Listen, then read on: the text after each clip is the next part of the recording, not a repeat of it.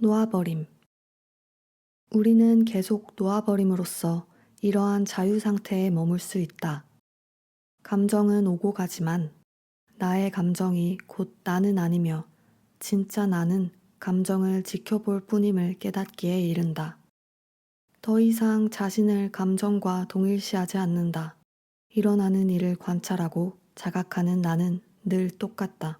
변치 않는 목격자가 존재함을 더욱더 자각하면서 자신이 그런 의식 수준에 들어섰음을 알게 된다.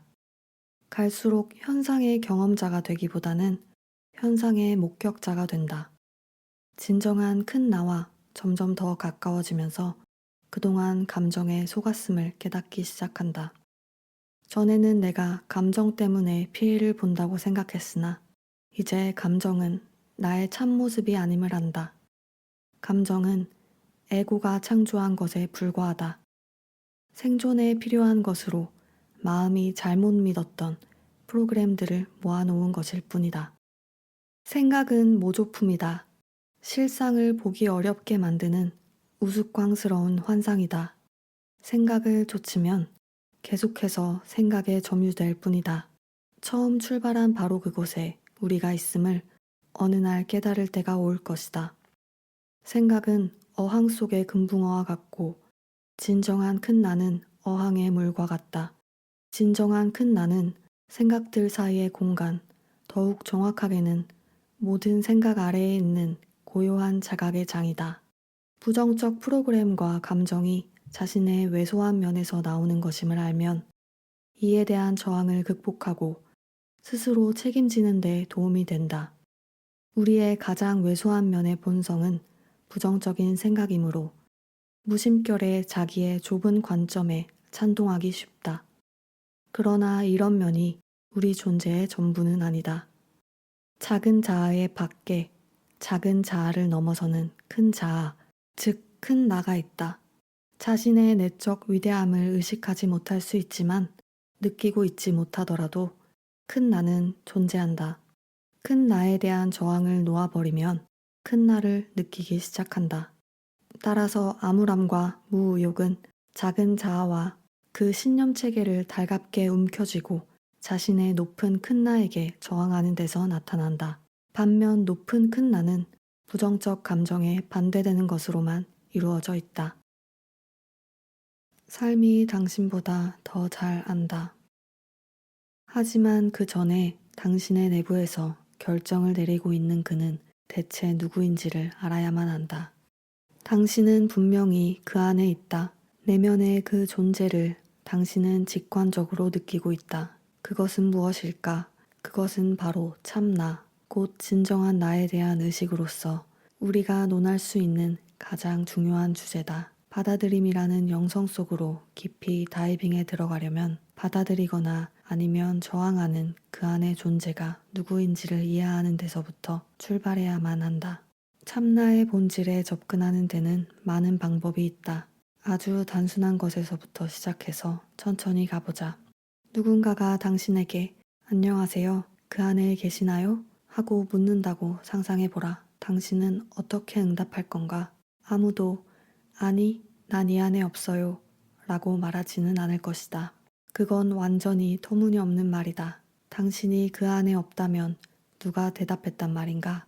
당신은 분명히 그 안에 있다. 유대교와 기독교의 관점에서도 누군가가 자신도 영혼을 갖고 있는지 묻는다면 올바른 대답은 이것이다. 아니, 당신이 영혼을 갖고 있는 것이 아니라 내면에 있는 당신, 의식이 바로 영혼이다. 그러니 당신은 누구인가? 라는 질문은 가장 본질적인 질문이다. 묶여있는 것이 누구인지를 알지 못하면 당신은 자신을 해방시킬 수가 없다. 마찬가지로 저항하고 있는 것이 누구인지를 모르면 받아들이기를 이해할 수가 없다. 당신의 피부는 특정한 색깔을 가질 수 있지만 그것을 지각하는 의식은 아무런 색깔도 없다. 당신은 몸이 아니다. 당신은 자기 몸의 특징을 알아차리는 의식이다. 당신은 이 모든 것을 보고 있는 내면에 깨어있는 의식이다. 질문은 이것이다. 당신은 자신이라고 생각했던 그를 기꺼이 놓아보낼 수 있는가? 왜냐하면 당신이 자신이라고 생각해온 그는 참나, 곧 진정한 당신이 아니기 때문이다. 내면의 동일한 그 존재가 당신의 몸을, 당신의 집을, 당신의 자동차를 보고 있다. 당신은 주체다. 나머지 모든 것은 의식의 대상들이다. 좀 더 가벼운 것으로 눈을 돌려보자. 당신은 밤에 잠을 자고 종종 꿈도 꾼다. 아침에 일어나면 꿈을 꿨군 하고 말한다. 이 말에는 사실 매우 심오한 뜻이 담겨 있다. 꿈을 꾼 사실을 당신은 어떻게 아는가? 단순히 꿈을 기억하는가? 아니면 그 안에서 실제로 꿈을 경험하고 있었는가? 대답은 단순하다. 당신은 그 안에서 꿈을 경험하고 있었다. 눈을 통해서 외부 세계를 바라보는 그와 동일한 당신이 꿈속에서 일어나는 사건들을 경험하고 있었다. 그 안에는 의식을 지닌 단 하나의 존재가 있어서 당신은 깨어서 보는 세계 아니면 꿈의 세계를 경험하고 있는 것이다. 당신이 양쪽 세계의 경험을 이야기할 때 모두 직관적으로 나라는 말을 사용한다는 사실에 주목하라. 나는 팔을 활짝 펴고 구름 속을 날고 있었는데 갑자기 잠이 깨버려서 내가 침대에 누워 있다는 걸 깨달았어. 아주 오래된 요가 경전인 요가 수트라에서 파탄잘리는 꿈없는 깊은 잠에 대해 말한다. 그는 당신이 잠들어 꿈을 꾸지 않고 있을 때 그것은 의식이 없는 상태가 아니라 아무것도 의식하지 않는 상태라고 말한다. 이런 상태에 대해 잠시 숙고해보면 당신은 자신이 그 안에서 언제나 의식하고 있다는 사실을 발견할 것이다. 내면의 공간. 진정한 자신이 되는 법. 나는 내가 생각하는 나가 아니다. 나는 그 생각이 떠오르는 공간이다. 나의 이야기. 왜 당신은 불행할까요? 그 이유는 당신이 하는 모든 일과 생각이 당신을 위한 것이기 때문입니다. 하지만 당신이라는 것은 없습니다. 웨이우웨이. 시작점에 범우주적 마음이라 불리는 무한한 가능성과 순수한 잠재력의 들판이 있었다. 그러던 어느 날 범우주적 마음의 중간 어딘가에서 당신에 대한 생각이 생겨났다. 그 생각은 스스로를 인지하며 그 자신을 나라고 부르기 시작했다. 수년 동안 나는 모든 것이 가능한 들판의 가운데서 놀면서 행복하게 살았다. 하지만 시간이 지나며 분열되고 구별되기 시작했다. 나는 학교에 나가며 독립적이고 자유로운 생각을 하는 능력 있는 사람이 되었다. 살면서 배운 규칙을 따르고 훈련과 의지력을 원동력으로 삼아 자신만의 길을 만들어갔다. 나는 점점 더 강해져서 근육을 뽐내거나 개인의 힘을 키우기를 즐겼다. 그 사이 나는 한때 변함없는 동반자였던 범우주적 마음을 모두 잊어버렸다. 결국 나는 점점 괴로워졌다. 지금 우리 모두가 그렇듯이 나는 외롭고 불안했지만 가면을 쓰고 그 감정을 들키지 않도록 모든 애를 썼다. 나가 나쁜 삶을 산 것은 아니었다. 나쁘지 않은 때도 가끔 있었으니까. 하지만 무언가를 놓치고 있었다. 그러던 어느 날 나는 무한함이라 불리는 무언가에 대해 듣게 되었다. 그것은 매우 중요하며 장대하게 다가왔고 그 무한함에 닿았을 때 느낄 수 있는 엄청난 평화의 묘사는 나가 살면서 들은 것 중 가장 아름다웠다. 그러나 나는 그런 허황된 이야기에 속아 넘어가기엔 너무 똑똑해졌다. 이미 나의 머릿속에 쓰인 규칙서에는 하늘에 사는 초자연적 존재에 대한 모든 이야기가 자리 잡혀 있었다. 게다가 나가 여태까지 들은 이야기 중에는 사실이 아닌 것이 더 많았기에 나는 그 무한함의 환상에 등을 돌리고 원래 가던 길로 나아갔다. 점점 지쳐갔지만 동시에 그 스스로의 힘과 생각으로 사는 능력을 자랑스럽게 여겼다. 어느 날 나가 그 무한함을 만날 때까지. 무한함은 나가 머릿속에서 만들어 놓은 이미지와 전혀 같지 않았지만 이상할 만큼 익숙하게 느껴졌다. 놀랍게도 그 무한함과 함께하는 시간이 많아질수록 삶은 더 나아졌다. 무한함과 노는 것은 마치 기억나지도 않는 잃어버린 집을 찾은 느낌 같았다. 곧 나와 무한함은 거의 모든 시간을 함께 보냈다. 마침내 나는 점점 자신을 나로 생각하지 않기 시작했다. 대신 무한함의 바다에 속한 물방울이 되어갔다. 그렇게 어느 날 나는 사라졌다. 누군가는 나가 죽었다고 말했고 누군가는 나가 깨달았다고 말했다.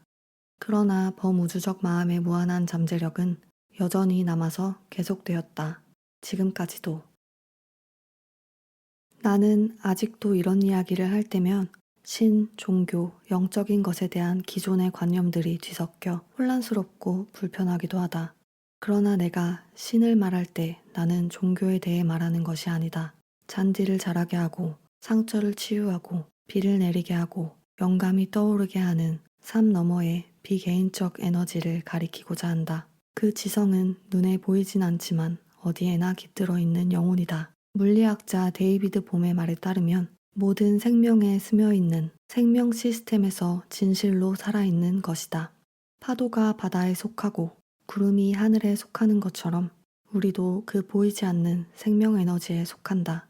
우리가 스스로를 육체와 뇌에 불과하다고 여긴다면 의지할 곳 없이 홀로 모든 결정을 떠맡고 오직 신체적 한계와 사회적 배경 그리고 환경이 허락하는 현실만큼만 작동하게 된다.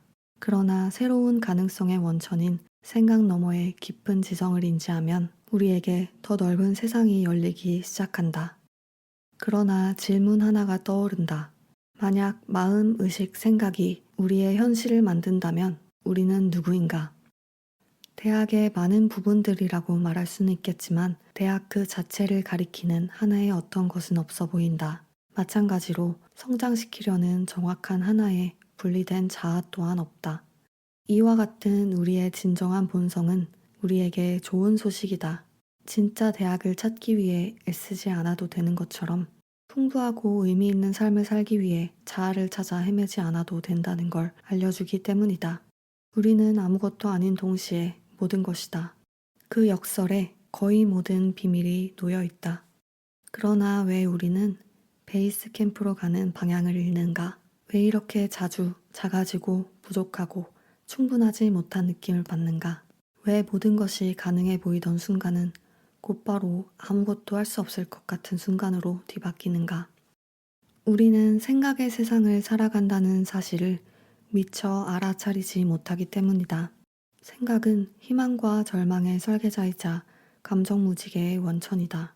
생각 없이는 현실의 윤곽이 그려지지 않는다. 생각 없는 세상은 빛이 프리즘을 통과해 다양한 색으로 나눠지기 전 순수한 빛만 남아있는 모습일 것이다. 그러나 우리가 생각의 세상을 알아차리지 못하면 생각은 곧 우리의 의식을 가득 채우고 주의를 빼앗는다. 결국 그렇게 생각에 갇혀버리면 우리는 자신의 길을 잃게 된다. 생각의 안개는 아름다운 환영의 모습으로 나타나 우리를 속이거나 얼음장 같은 온도로 우리를 마비시킨다. 이미 우리 안에 존재하는 평화를 시야에서 가려버리고 안개가 걷힐 때까지 기다리는 대신 즉각적인 처치를 찾아 헤매게 만든다. 사실 기다릴 필요도 없다. 그저 안개로부터 눈을 돌리고 소음으로부터 등을 돌리면 삶의 어떤 곳에 있건 집으로부터 단 한 생각만큼만 떨어져 있다는 것을 깨닫게 된다. 우리는 이미 집이다. 항상 집에 있었다.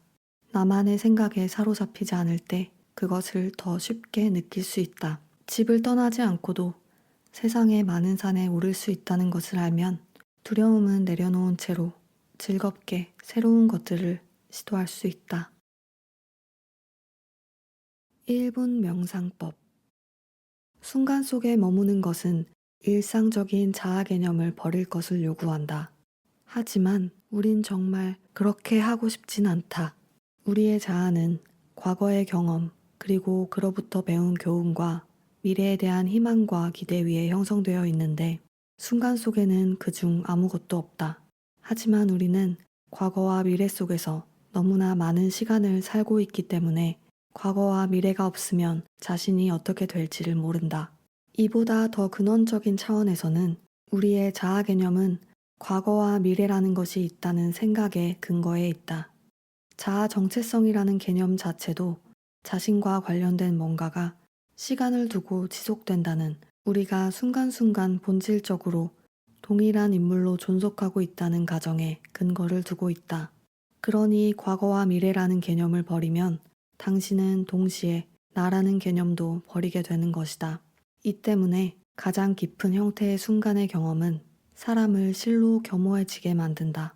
사실 순간의 경험은 죽음이다. 육신의 죽음이 아니라 당신이 자신이라고 생각하는 그것의 죽음 말이다. 그것이 무서운 경험이 될 수 있는 이유가 이 때문이다. 나가 없으면 무엇이 될지를 모르니까 말이다. 하지만 죽는 것은 단지 당신 자신에 대한 당신의 생각일 뿐이다. 신비가들이 말하는 작은 나 말이다. 이 작은 나가 죽으면 그보다 큰 무엇이 나타난다. 자신의 길에서 비켜나면 나타나는 그것은 장엄하고도 섬세 미묘하다. 단순화하자면 모든 가정과 기대를 내려놓으면 당신은 경의를 경험할 준비가 된 것이다. 당신은 삶 혹은 신이 지금까지와는 다른 뭔가를 보여주도록 허락하고 있는 것이다. 불안이 주는 지혜. 인간은 마치 두 부분으로 나뉘어 있는 듯하다. 하나는 의식상의 나로 술수를 잘 부리기도 하고 당황하기도 잘하는 일종의 덫에 빠진 존재다. 다른 하나는 자연적인 본성의 일부로서의 나인데 이 나는 아름다운 존재이면서 동시에 절망적인 한계를 지닌 종잡을 수 없는 존재이다. 나 자신을 나와 나로 분리시켜 생각할 때 의식도 움직이는 것이기에 살아있다는 사실을 망각하기 쉽다. 전체 자연세계가 그렇듯이 육체와 의식 또한 변화하는 흐름의 일부분이며 그 산물이다. 의식을 주의 깊게 관찰해보면 이른바 나라는 의식은 단지 경험, 느낌, 사고, 그리고 끊임없이 변하는 감정이 지속적으로 흐르는 것에 불과하다는 사실을 알 수 있다. 당신은 현재의 이 경험을 응시하면서 동시에 이 경험을 응시하는 당신을 응시하고 있는 누구를 의식할 수 있는가? 다시 말해 당신은 경험 자체뿐만 아니라 그와 더불어 경험하고 있는 사람도 발견할 수 있는가? 예를 들어 이 글을 읽으면서 동시에 이 글을 읽고 있는 당신 자신에 대해서 생각할 수 있는가? 글을 읽고 있는 당신 자신을 생각하려면 잠시 글 읽기를 멈추어야 한다는 사실을 발견할 것이다. 첫 번째 경험은 글을 읽는 것이고 두 번째 경험은 나는 책을 읽고 있다 라는 생각이다. 나는 글을 읽고 있다라는 생각을 하고 있는 어떤 사고자를 발견할 수 있는가? 바꾸어 말해서 나는 책을 읽고 있다 라고 생각하는 생각이 현재의 경험일 때 당신은 이 생각을 하고 있는 당신 자신에 대해 생각할 수 있는가? 따라서 의식한다는 것은 생각하고 느끼며 감각하고 욕망하는 등의 모든 형태의 경험을 의식하는 것이다. 언제 어느 때고 당신이 의식하는 것은 경험이나 생각 또는 느낌 등이지 결코 경험자나 생각하는 자 또는 느끼는 자 등이 아니다. 그렇다면 어째서 우리는 그러한 것, 경험자, 생각하는 자, 느끼는 자이 존재한다고 생각하는가? 이런 논의를 단순히 철학적 논쟁으로 삼는다면 시간 낭비에 불과할 것이다. 지금 우리는 지적인 논쟁을 벌이는 것이 아니기 때문이다. 단지 우리는 지금 생각을 생각하거나 경험을 경험하는 분리된 존재로서의 나라는 존재는 환상임을 의식하고 있을 뿐이다. 이것은 삶은 그저 순간적이며 영원이나 안정이라는 것은 존재치 않고 또한 보호될 수 있는 나라는 존재도 없다는 사실을 인식한다는 의미다.